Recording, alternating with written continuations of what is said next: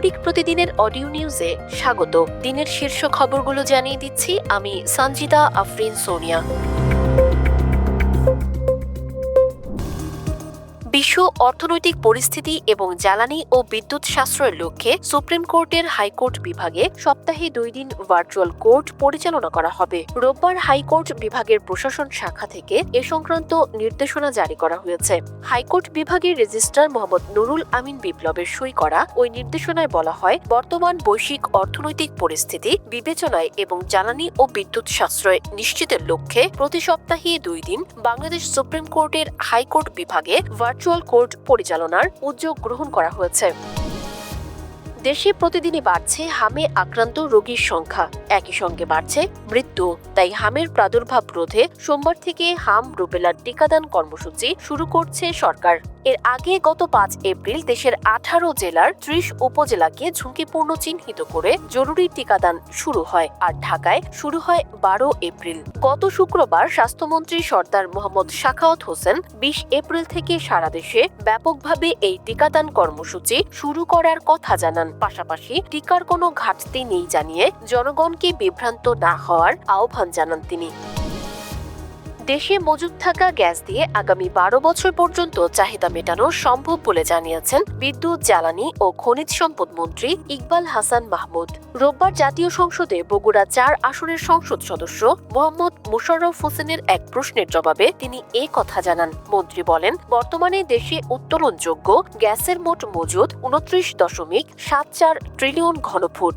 এর মধ্যে 2025 সালের ডিসেম্বর পর্যন্ত 22.11 ট্রিলিয়ন ঘনফুট গ্যাস উত্তোলন করা হয়েছে। ফলে 2026 সালের 1 জানুয়ারি পর্যন্ত অবশিষ্ট গ্যাসের পরিমাণ 7.63 ট্রিলিয়ন ঘনফুট।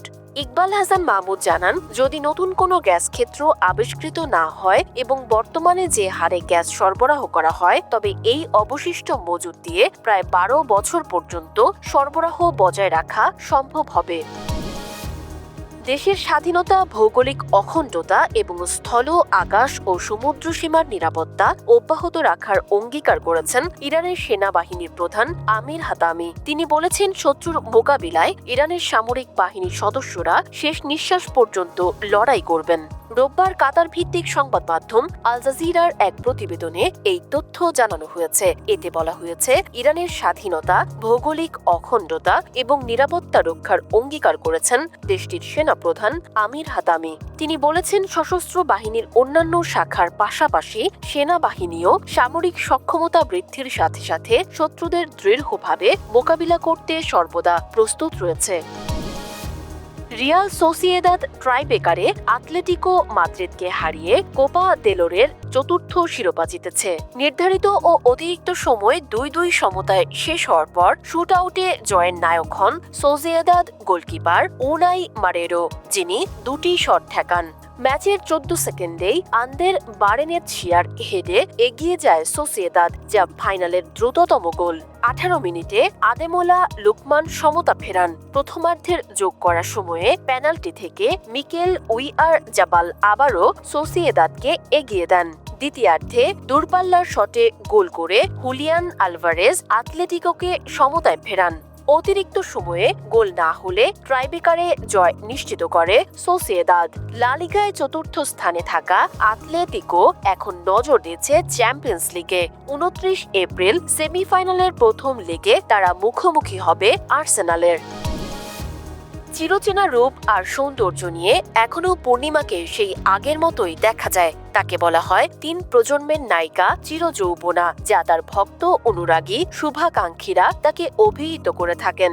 রূপের দুধি ছড়িয়ে যান অনায়াসেই। সামাজিক মাধ্যমে নিত্য নতুন ছবি পোস্ট করেন এই অভিনেত্রী, যেন সৌন্দর্যের প্রাণ ফিরে পান তার ভক্ত, অনুরাগীরা। এসব প্রশংসা কিভাবে নেন পূর্ণিমা, তা সম্প্রতি একটি ইভেন্টে অংশ নিলে সেখানেই অকপটে জানালেন অভিনেত্রী। ভক্তদের এমন প্রশংসা তিনি বেশ উপভোগ করেন বলে জানিয়েছেন। পূর্ণিমা বলেন, আপনারা বলতে থাকেন, আমি এনজয় করছি। আমি কিছু বলছি না, তবে মোটেও আমি একই জায়গায় নেই। আমার মধ্যেও পরিবর্তন এসেছে। এরপরও সবাই যেটা বলছে, এটা আসলে ব্লেসিং। এই ছিল আজকের শীর্ষ খবরগুলো। প্রতিদিনের অডিও নিউজ শুনুন আমাদের ওয়েবসাইট, ইউটিউব চ্যানেল ও ফেসবুক পেজে।